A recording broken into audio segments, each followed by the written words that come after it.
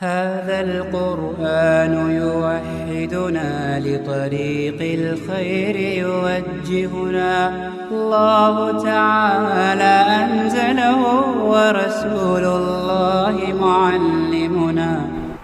السلام علیکم ورحمۃ اللہ تعالی وبرکاتہ. ایک سوال معلوم کیا گیا ہے کہ میرے ایک دوست غیر مسلم ہیں جو میرے ساتھ آفس میں کام کرتے ہیں، تو کیا میں قربانی کا گوشت ان کے گھر پر بھجوا سکتا ہوں؟ یعنی غیر مسلم کو قربانی کا گوشت دے سکتا ہوں؟ تو اس کا جواب شرعی طور پر عرض کیا جاتا ہے.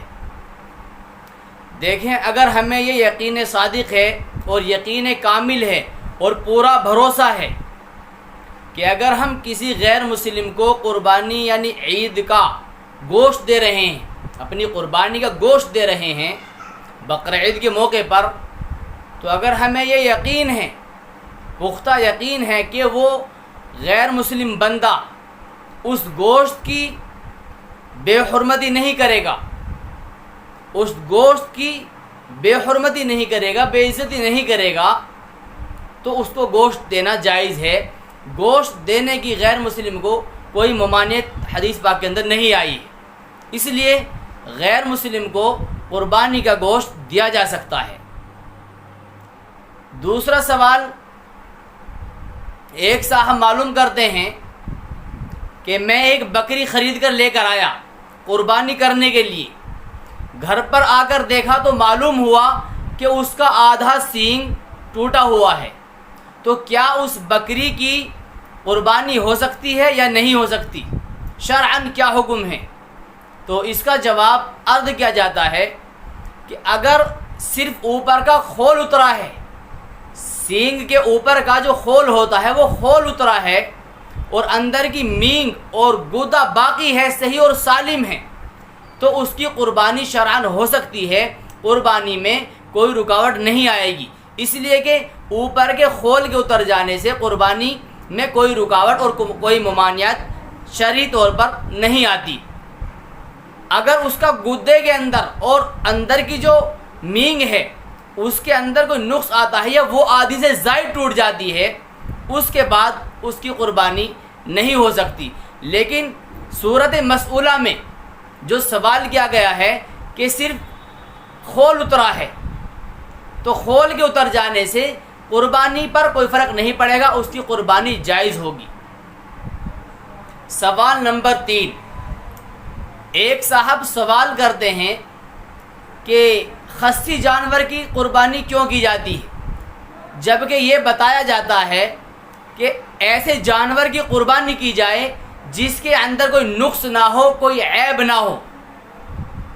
تو کیا جانور کو خصی کر دینے سے اس کے اندر کوئی عیب نہیں پیدا ہو جاتا؟ کیا جانور کو خصی کرنا عیب نہیں ہے اور یہ اس پر ظلم نہیں ہے؟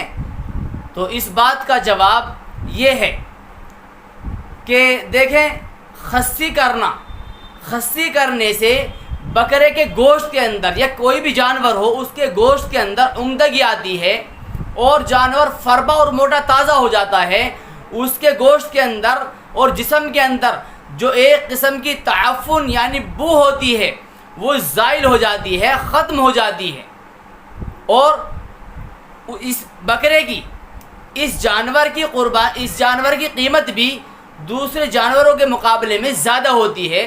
جو جانور خصی ہوتا ہے اس کی قیمت بھی دوسرے جانوروں کے مقابلے میں زیادہ ہوتی ہے، اور تمام لوگ ایسے ہی جانور کو پسند کرتے ہیں جو خصی ہوتا ہے.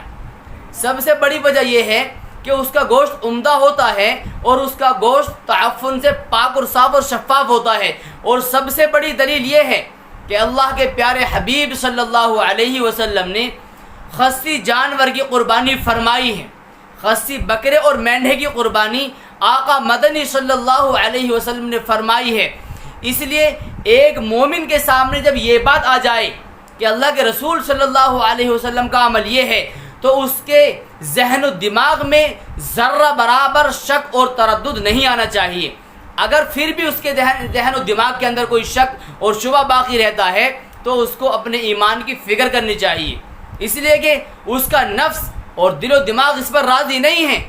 جو عمل اللہ کے رسول صلی اللہ علیہ وسلم ہم کو کر کے بتلا کر گئے ہیں، ہم اس سے بھی اتفاق کرنے کو تیار نہیں، تو پھر کون کس کی بات کو ہم مانیں گے؟ کون ہمارے لیے آئیڈل اور نمونہ ہوگا؟ اللہ تبارک و تعالیٰ نے آقا مدنی صلی اللہ علیہ وسلم کو امت کے لیے، پوری امت کے لیے، اقوام عالم کے لیے ایک نمونہ اور آئیڈل بنا کر بھیجا۔ اس لیے سب سے بڑی بات، سب سے بڑی دلیل، سب سے بڑا ثبوت ہمارے لیے حضرت نبی اکرم صلی اللہ علیہ وسلم کا عمل ہے۔ اللہ کے رسول صلی اللہ علیہ وسلم نے خصی جانور کی قربانی فرمائی ہے، اس لیے خصی جانور کی قربانی کرنا نہ صرف افضل ہے بلکہ بہتر ہے۔ اللہ تبارک و تعالی ہم سب کو دین کو صحیح سمجھنے کی اور اس پر عمل کرنے کی پوری توفیق نصیب فرمائے۔ اگلی مجلس میں پھر ملاقات ہوگی، تب تک کے لیے السلام علیکم ورحمۃ اللہ تعالی وبرکاتہ۔